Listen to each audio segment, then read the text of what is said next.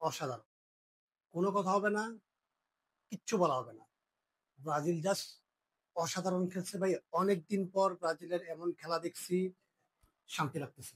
কোনো কথা নাই, শান্তি লাগতেছে। ভাই অবাক হই নাই তবে।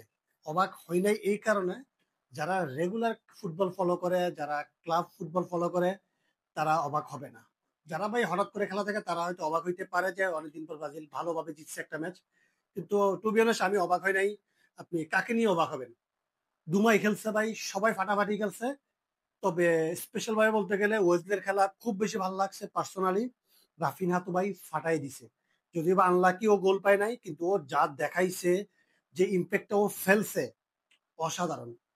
আর পাকোয়েতা, স্তেবাও দুজনেই ভাই লাকি প্লেয়ার। স্তেবাও এমনিতেও ভালো প্লেয়ার, তবে খুব লাকি বলতে হবে, কারণ ও প্রতি ম্যাচেই মোটামুটি গোল পাচ্ছে। ন্যাশনাল লেভেল ডেবিউ হয়েছে, ডেবিউ ম্যাচে গোল পাইছে, সো লাকি বলতেই হবে। আপনার ক্যাসিমিরো অনেকদিন পর ব্যাক করছে, ফাটাই ফেলছে। কে খারাপ খেলছে বলেন?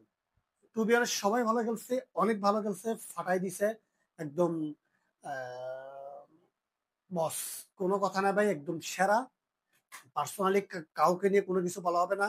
পুরো টিম কম্বিনেশন ভালো ছিল, কমিউনিকেশন ভালো ছিল, পাসিং ভালো ছিল, ওভারঅল সব ভালো খেলছে। তবে আমি পেদ্রো থেকে একটা গোল আশা করছিলাম ভাই। স্বাভাবিকভাবে আপনি আমাকে যখন প্রতিদিন কিছু না কিছু দিবেন, তখন আপনার থেকে আমার এক্সপেকটেশন বেশি থাকবে। পেদ্রো থেকে এক্সপেকটেশন আরো বেশি ছিল। তো ওই প্যারা নাই, ন্যাশনাল টিমে মাত্র ডেবিউ হয়েছে, আরো ম্যাচ খেলার সুযোগ পাবে। ও এনাফ সময় পাইছে, আমি ভাবি নাই যে ও একটু সময় পাবে। তবে ওভারঅল বস, ফাটাই ফেলছে পুরা। পুরো ম্যাচ দেখে অনেক বেশি মজা পাইছি।